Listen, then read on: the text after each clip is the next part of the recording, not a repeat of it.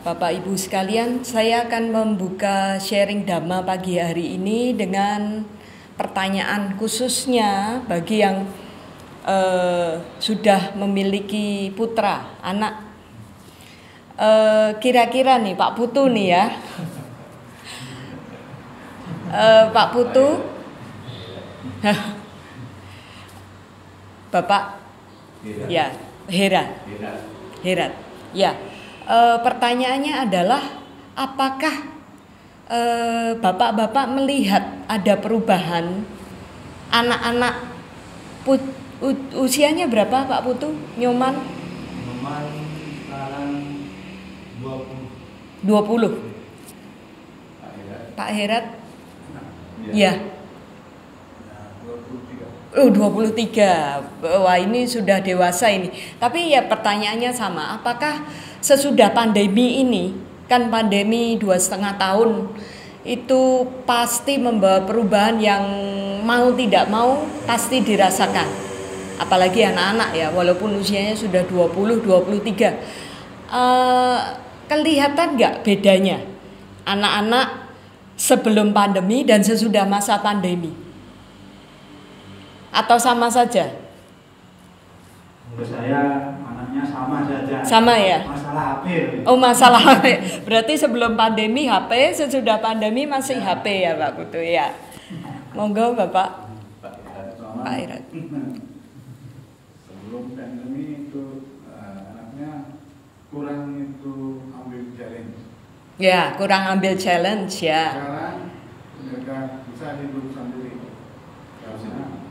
Bisa hidup sendiri. Oh, iya, iya.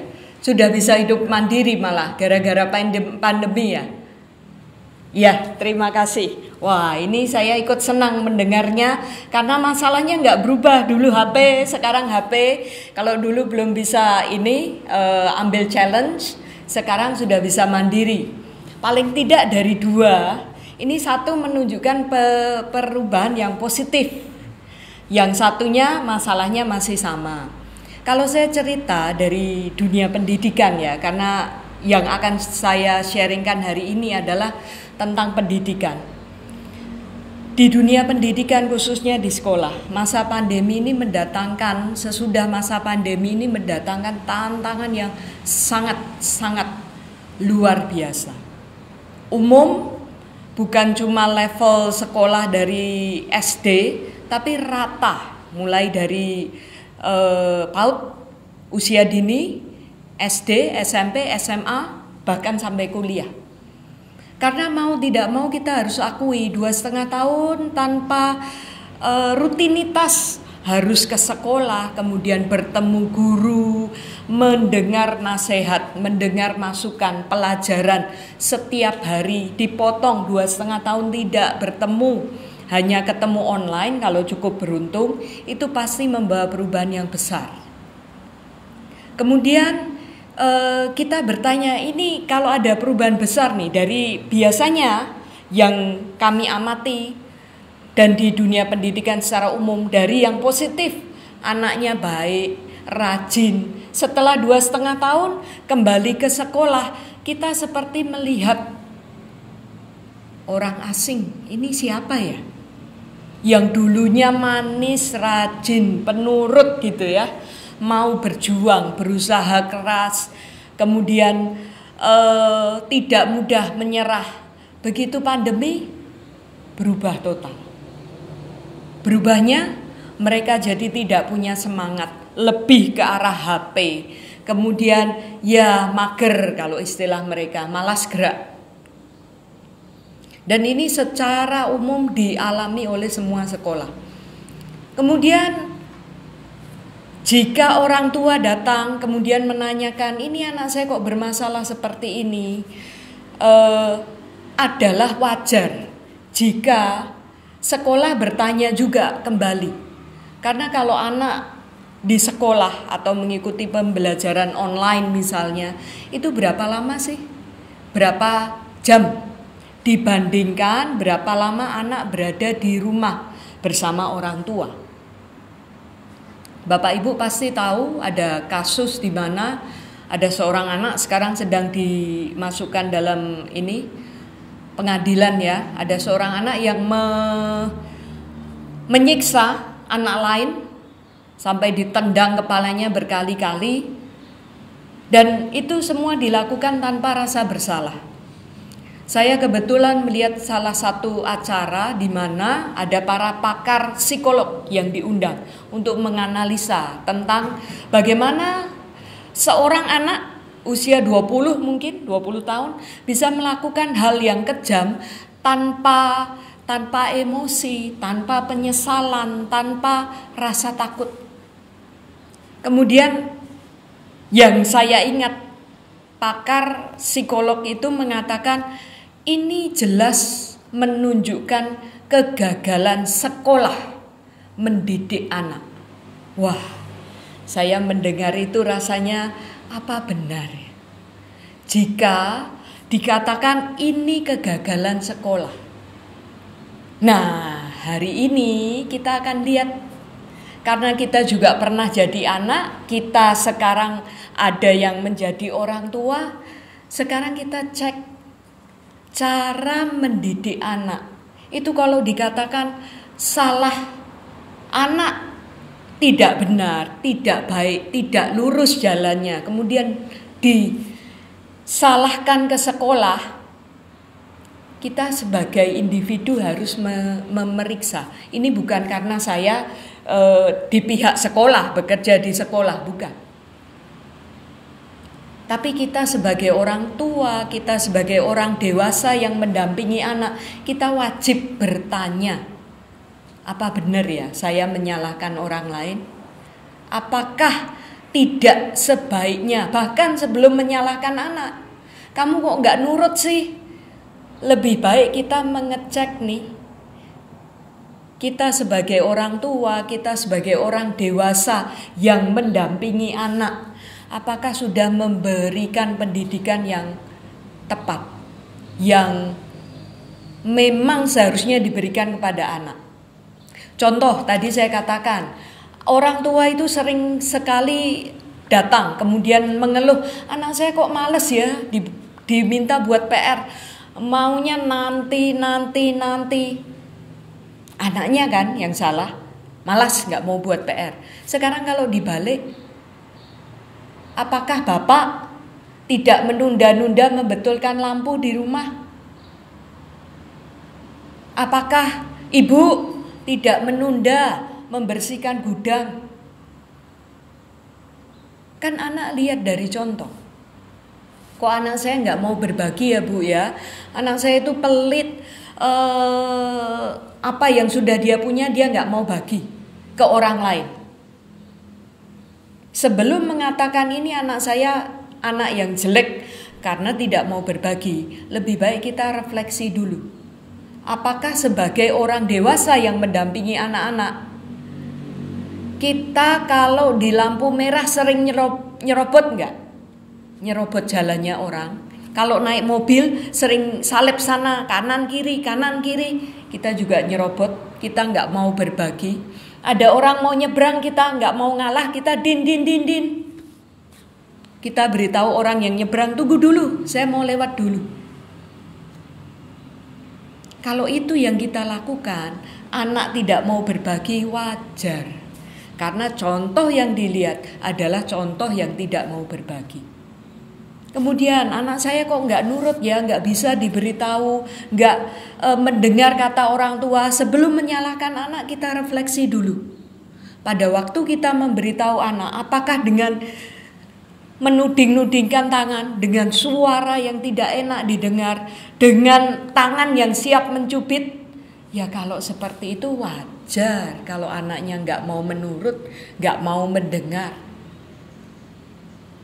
Nah yang menarik Bapak Ibu, saya sharing hari ini mengambil, kita akan lihat bagaimana Sang Buddha mendidik anak beliau,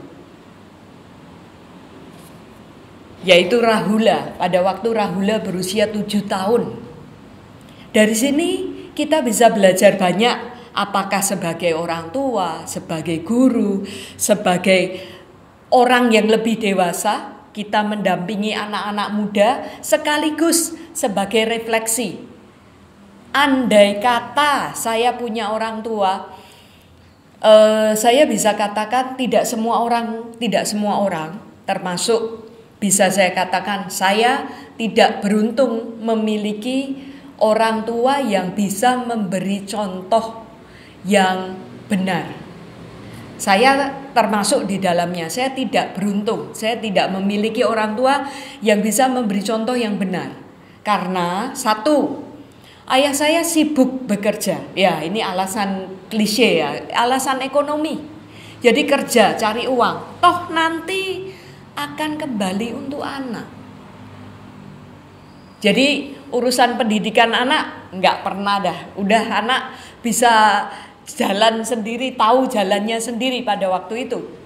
Kemudian mama saya juga tidak bisa memberikan pendidikan yang benar karena kondisi mental beliau. Nah, pada hari ini saya ingin share, saya ingin berbagi bagaimana ya cara mendidik anak, cara menggunakan cara Sang Buddha. Dan saya ambil dari Majjhima Nikaya nomor 61, Ambalatika Rahulawada Sutta.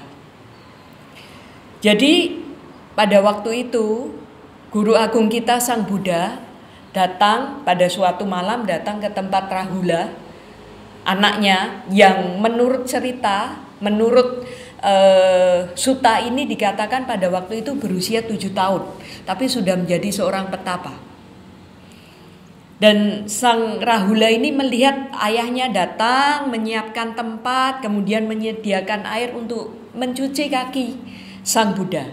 Setelah dicuci kakinya, Sang Buddha duduk, Yang Mulia Rahula juga duduk di satu tempat, kemudian siap mendengarkan ajaran Sang Buddha yang merupakan ayahnya sendiri. Untuk anak usia 7 tahun, Sang Buddha ini mengambil gayung yang tadi dipakai oleh Rahula mencuci kakinya. Kemudian dia mengatakan, Rahula, apakah engkau melihat sedikit air yang tersisa di gayung ini? Ada air sedikit karena airnya sudah dipakai untuk membersihkan kaki Sang Buddha. Kemudian Sang Buddha mengatakan, bahkan jauh lebih sedikit dari ini, air yang di gayung tinggal sedikit ini, bahkan lebih sedikit dari ini, kesucian orang yang tidak malu mengucapkan kebohongan yang disengaja. Kebohongan yang disengaja artinya kebohongan yang saya sadari saya bohong. Kebohongan yang memang saya bermaksud untuk bohong. Kesucian orang yang melakukan kebohongan, mengucapkan kebohongan tanpa rasa malu, itu lebih sedikit dari air yang tersisa di gayung, yang memang tinggal sedikit. Kemudian bagian yang kedua, Sang Buddha membuang air yang sudah tinggal sedikit di gayung itu, dibuang. Kemudian mengatakan lagi ke Rahula, Rahula, apakah engkau melihat sedikit air yang tadi dibuang? Demikian pula mereka yang tidak malu mengucapkan kebohongan yang disengaja, itu membuang kesucian mereka. Kesuciannya itu kalau diibaratkan air tadi, sudah sedikit dibuang lagi. Karena apa? Karena dengan tidak malu mengucapkan kebohongan. Masih belum selesai, masih dengan alat yang sama, dengan gayung. Jadi gayung tadi yang airnya sudah dibuang, kemudian oleh Sang Buddha dijungkir balikkan, dikurapkan. Dan Sang Buddha mengatakan, Rahula, apakah engkau melihat gayung air yang dijungkir balikkan ini? Demikian pula mereka yang tidak malu mengucapkan kebohongan yang disengaja, menjungkir balikkan kesucian mereka, memporak-porandakan kesucian. Orang yang sudah punya kesucian dihancurkan, dijungkir balikkan kesucian yang sudah mereka peroleh dengan mengucapkan kebohongan. Belum selesai sampai di situ.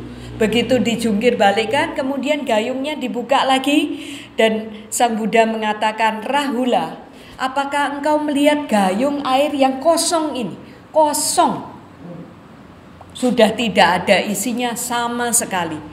Demikian kosong pula kesucian mereka yang tidak malu mengucapkan kebohongan yang disengaja. Habis, kosong, kesuciannya hilang hanya dengan mengucapkan kebohongan dengan tidak malu. Kira-kira kalau jadi anak, ini pelajaran seperti itu nempel gak? Wah, 4 kali diulang. Dan dengan contoh yang gamblang, jelas. Kemudian tidak berhenti sampai di situ, Sang Buddha memberi perumpamaan tentang gajah. Ada gajah yang digunakan untuk berperang. Ini komandan atau ketua tentara, ketua pasukannya tahu apakah seorang gajah ini siap maju perang atau tidak. Dengan melihat tubuhnya. Jika tubuhnya siap, gadingnya, kemudian kaki depannya, kaki belakang, telinganya siap menghadap maju ke depan. Tapi belalainya masih disembunyikan. Ketua pasukan ini tahu, gajah saya belum siap. Belum siap untuk maju perang. Dia tidak akan berperang dengan bagus. Karena belalainya masih disembunyikan. Nah, perumpamaan ini yang dipakai Sang Buddha. Jadi Sang Buddha menggunakan perumpamaan tentang gajah jantan kerajaan yang maju perang dengan seluruh tubuhnya, termasuk dengan belalainya yang siap diletakkan di depan. Jadi bukan disimpan di antara 2 kaki depan, tapi sudah siap diletakkan di depan.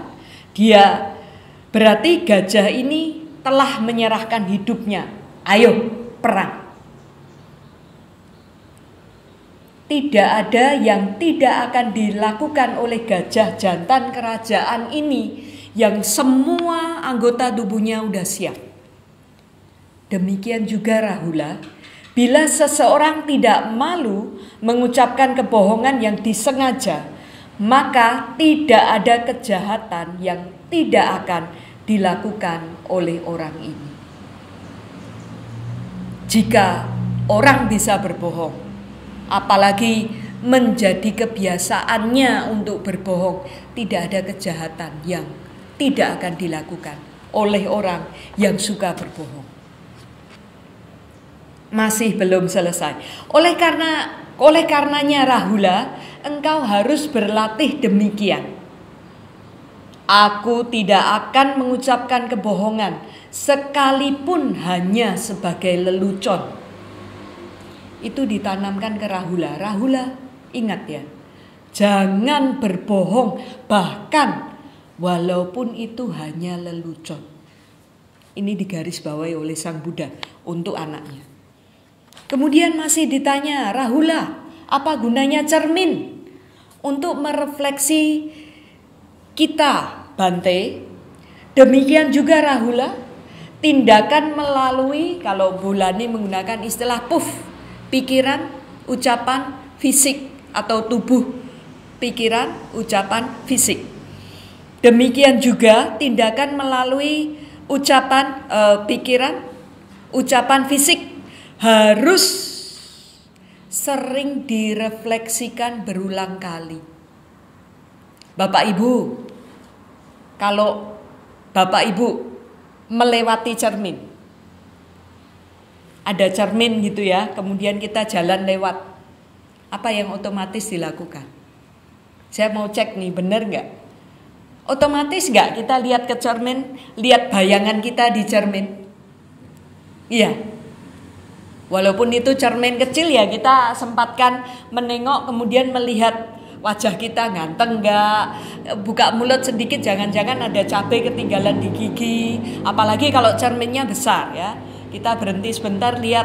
Nah, untuk penampilan fisik aja kita ngecek, lihat cermin berhenti cek, lihat cermin lagi berhenti cek. Apalagi untuk tindakan yang kita lakukan dengan pikiran, ucapan, fisik, harusnya juga dicek. Nasihat ini yang diberikan Sang Buddha kepada Rahula. Kapan ngeceknya? Berulang kali. Ketika ingin atau akan bertindak dengan pikiran, ucapan, fisik, kamu harus memeriksa perbuatan tersebut dengan berpikir, apakah tindakan, pikiran, ucapan, fisik yang akan saya lakukan mengarah pada menyakiti diri sendiri, menyakiti orang lain, atau menyakiti keduanya. Sebelum mau bertindak, cek. Sebelum cek, apakah ini akan menyakiti orang lain, menyakiti saya, atau menyakiti keduanya? Kalau iya, batal, jangan lakukan. Tapi kalau tidak,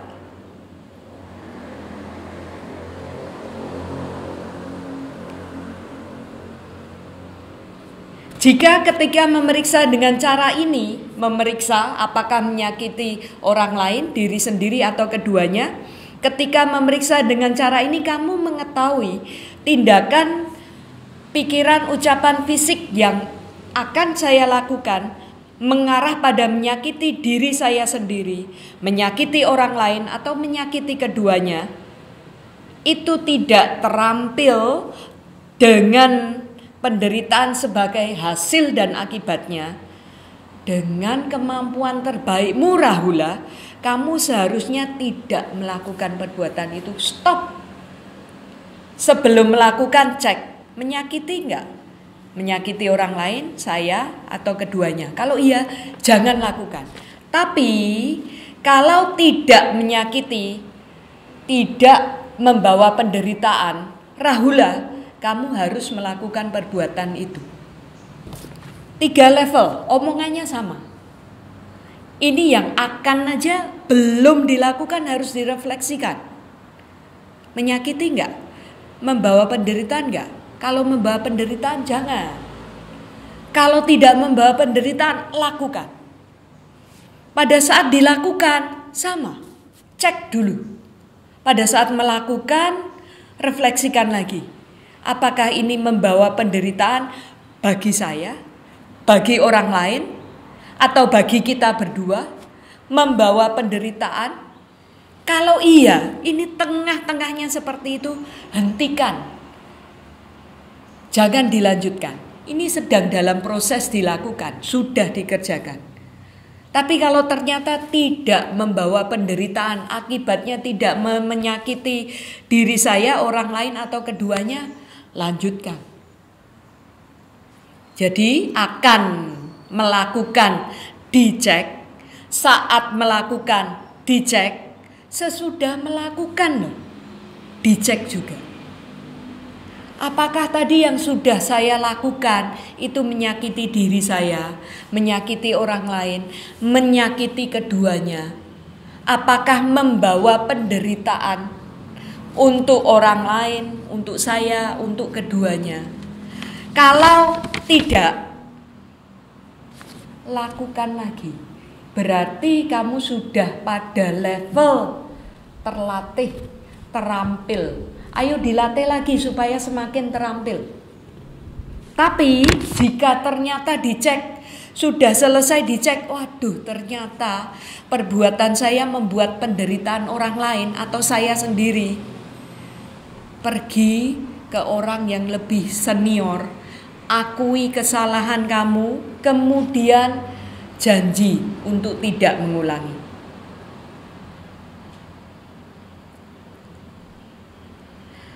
Anda harus mengakui, Rahula, kamu harus mengakui, mengungkapkan dan mengklarifikasi perbuatan yang membawa penderitaan tadi kepada guru atau rekan spiritual yang berakal. Dan setelah mengungkapkannya, kamu harus menahan diri di masa mendatang. Kalau kita tahu di akhir suatu tindakan, waduh saya salah, lapor ke orang yang lebih senior, guru yang lebih bijaksana. Di sini dikatakan berakal, bisa memberi masukan yang benar, dan jangan lakukan lagi.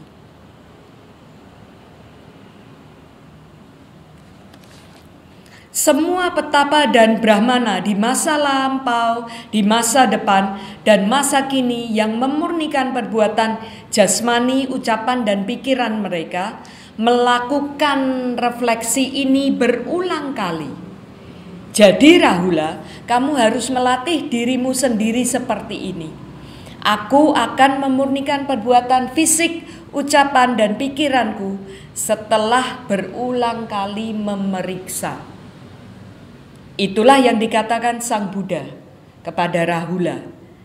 Puas Yang Mulia Rahula senang dengan apa yang dikatakan Sang Buddha. Jadi ini adalah sutta di mana kita bisa melihat bagaimana Sang Buddha mendidik anak beliau Rahula.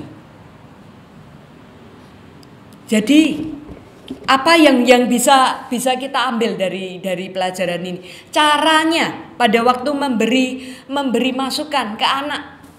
Caranya dulu ya, bukan isinya. Dari cara Sang Buddha, apa yang bisa kita tiru kalau kita mau memberi nasihat ke orang, kalau kita mau memberi nasihat ke anak? Yang pertama, gunakan contoh yang ada di sekitar. Gayung, ini kan baru dipakai Rahula, dan ini juga yang digunakan untuk memberi contoh. Kata-katanya gamblang, jelas, tidak usah muter-muter, lugas. Itu yang dilakukan oleh Sang Buddha. Kemudian langsung ke sasaran, aktif, partisipatif, dalam artian diajak berdiskusi. Rahula, kamu lihat gunanya apa cermin? Diskusi. Kemudian mulai dari topik yang ringan dulu. Ada barangnya, gayung. Kemudian makin lama, kalau Bapak Ibu perhatikan, gajahnya tidak ada, tapi si anak diajak membayangkan. Kemudian yang paling tinggi adalah refleksikan tentang pikiran. Ini jadi levelnya, memberitahu level yang mudah dulu, gampang, kemudian makin sulit, paling sulit terakhir. Itu caranya yang digunakan Sang Buddha. Sekarang isinya, isi yang diajarkan ke anak harusnya apa? Kalau kita mendidik anak, yang pertama, berkali-kali ditekankan Sang Buddha dari sutta ini. Kalau kita mau ngajari anak ini, iya, betul. Apa yang diajarkan Sang Buddha, yang juga harusnya kita ajarkan kepada anak-anak, kepada orang lain, kepada diri kita sendiri. Jangan berkata bohong, tidak berkata bohong. Karena ini adalah salah satu perbuatan bajik. Tidak berbohong adalah salah satu perbuatan bajik dasar. Bahkan di sutta lain Sang Buddha mengatakan ada dua kualitas dari murid atau dari siswa yang punya potensi untuk mencapai kesucian. Apa itu? Jeli dan jujur. Jeli, pintar, cerdas, tidak tumpul, dan jujur. Kalau cuma pintar, tidak jujur, tidak berpotensi mencapai kesucian. Kalau cuma jujur tapi tidak cerdas, tidak berpotensi mencapai kesucian. Dengan kata-kata sendiri Sang Buddha mengatakan tidak curang, tidak menipu dan bersifat jujur. Ini juga yang diajarkan Sang Buddha kepada Rahula. Supaya Rahula bisa menjadi siswa yang memiliki potensi mencapai kesucian. Jeli dan jujur. Kemudian hal kedua yang bisa kita ajarkan ke anak pada waktu kita memberitahu anak, nomor 1 kejujuran, nomor 2 milikilah rasa malu yang benar. Tadi beberapa kali dikatakan kesuciannya hilang jika mereka dengan tidak tahu malu berbohong. Berarti yang diajarkan Sang Buddha adalah, yang bisa kita juga ajarkan kepada anak adalah milikilah rasa malu yang benar. Rasa malu yang benar itu yang bagaimana? Rasa malu kalau melakukan perbuatan yang tidak bajik. Ada lagi temannya sebetulnya, takut, malu dan takut yang benar. Takut yang benar yang apa? Bukan takut makhluk yang tidak bisa terlihat, tapi takut akan akibat perbuatan buruk. Tapi malu, rasa malu yang benar, bukan malu karena pakaian saya tidak branded. Malu karena teman-teman saya sepatunya bermerek, sepatu saya biasa-biasa saja. Ini harus diajarkan ke anak-anak. Kita juga cek, kita punya enggak? Tadi 1, tidak berbohong. 2, kita punya enggak rasa malu yang benar? Dan Bapak Ibu, kebanyakan orang itu ingin kelihatan baik. Kebanyakan sampai mengorbankan ketenangan indera, sampai mengangkat nih nafsu indera. Kita ingin kelihatan baik dengan mengorbankan ketenangan pikiran, mengaduk-aduk nafsu indera. Itu bukan untuk orang yang benar.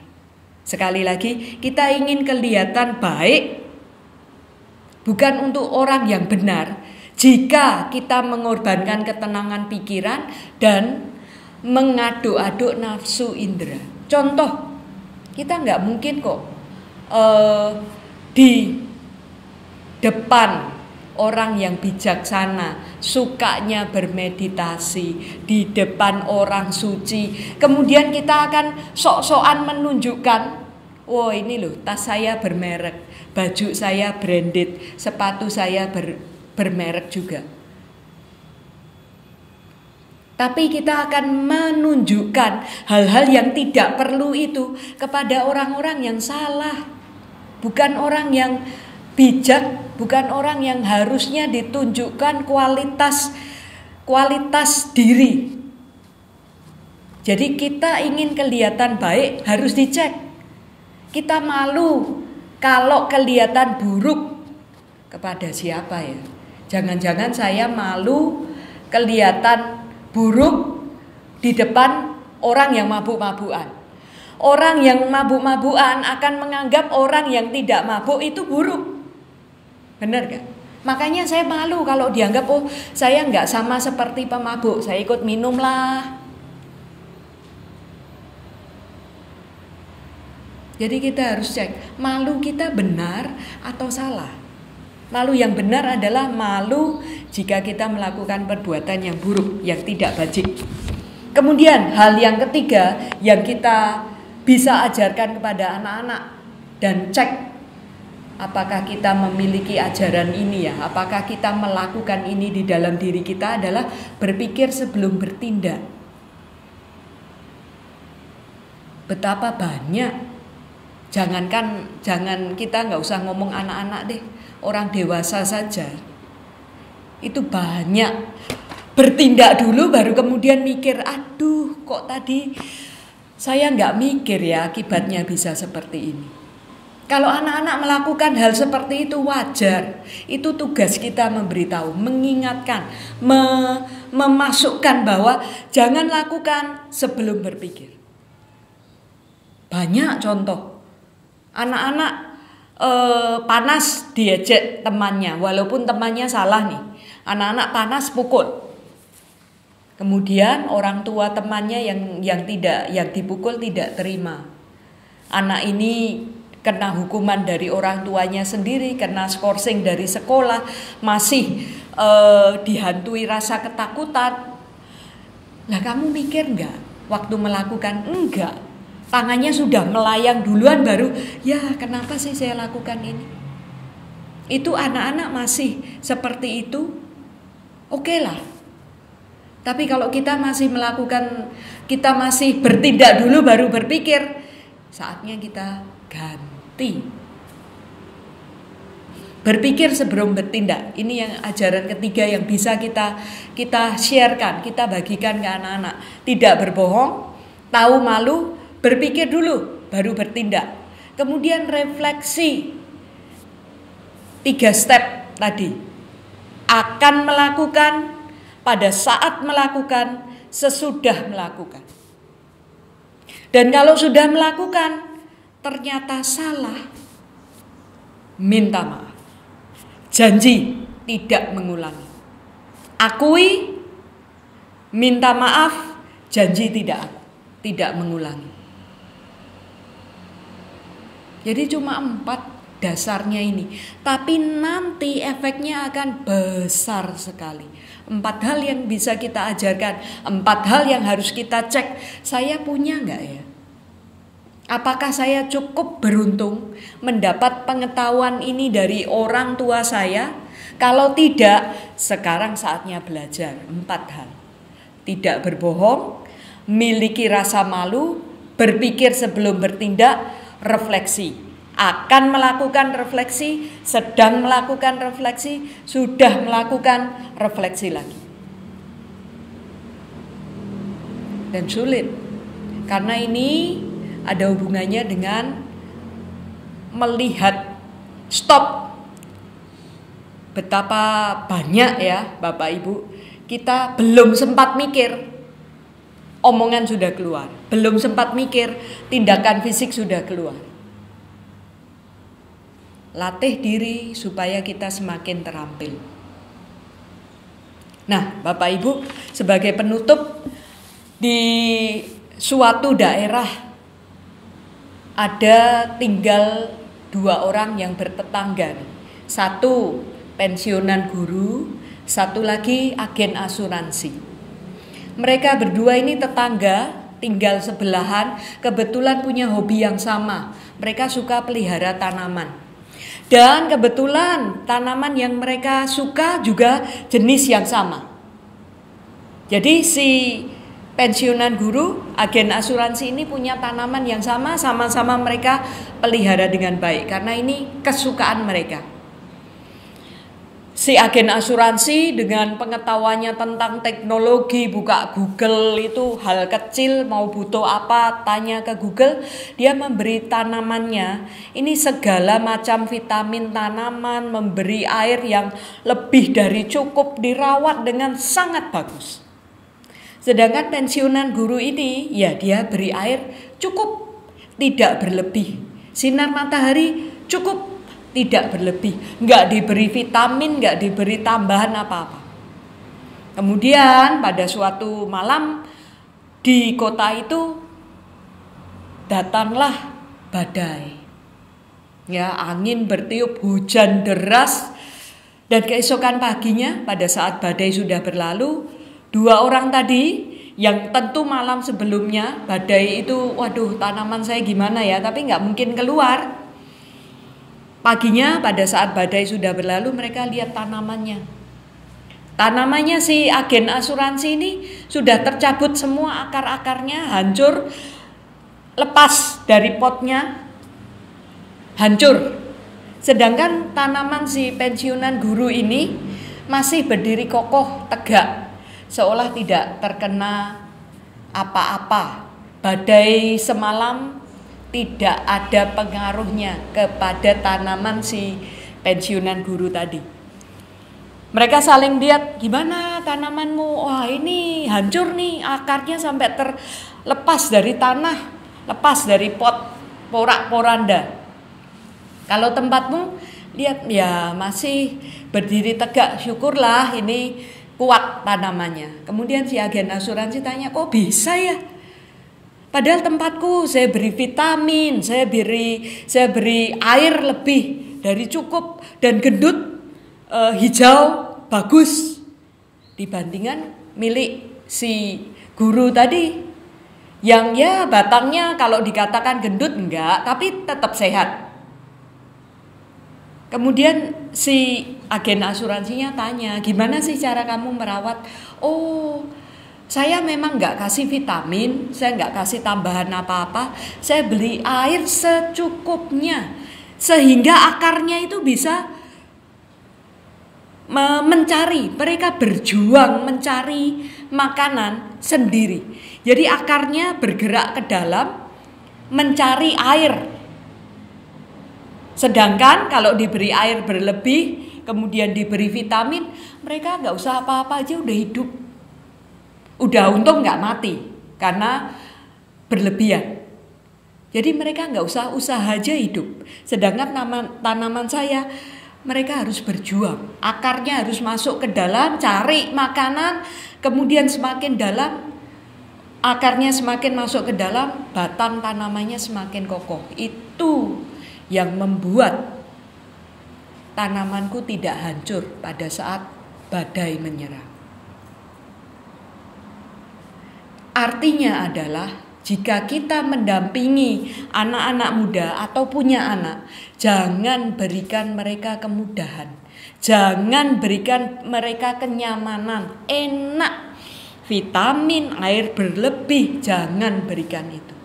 Berikan mereka air secukupnya, fasilitas secukupnya, agar mereka bisa berjuang. Tantangan, agar mereka bisa berkembang, agar mereka bisa punya kekuatan menghadapi masalah, agar mereka bisa menumbuhkan kebijaksanaan bagaimana seharusnya mereka menjalani kehidupan. Dan ini juga berlaku untuk kita. Jangan pernah meminta masalah yang lebih sedikit. Ada kutipan ya, Master Cheng Yen kalau saya nggak salah ingat. Itu mengatakan, saya tidak pernah meminta masalah yang lebih sedikit, masalah yang lebih ringan. Enggak. Tapi saya minta bahu yang lebih kuat. Supaya masalah sekuat apapun, sebesar apapun saya bisa tangani, saya bisa hadapi. Bukannya ini yang harus kita ajarkan kepada anak-anak kita. Termasuk kepada kita sendiri, karena kita harus jadi manusia yang terus belajar. Bukan cuma saya sudah tua, umur segini, cukup belajarnya, nggak bisa lebih bagus lagi. Enggak. Kalau kita merasa kita belum punya, ayo kita belajar. Demikian Bapak Ibu sharing Dhamma pada pagi hari ini.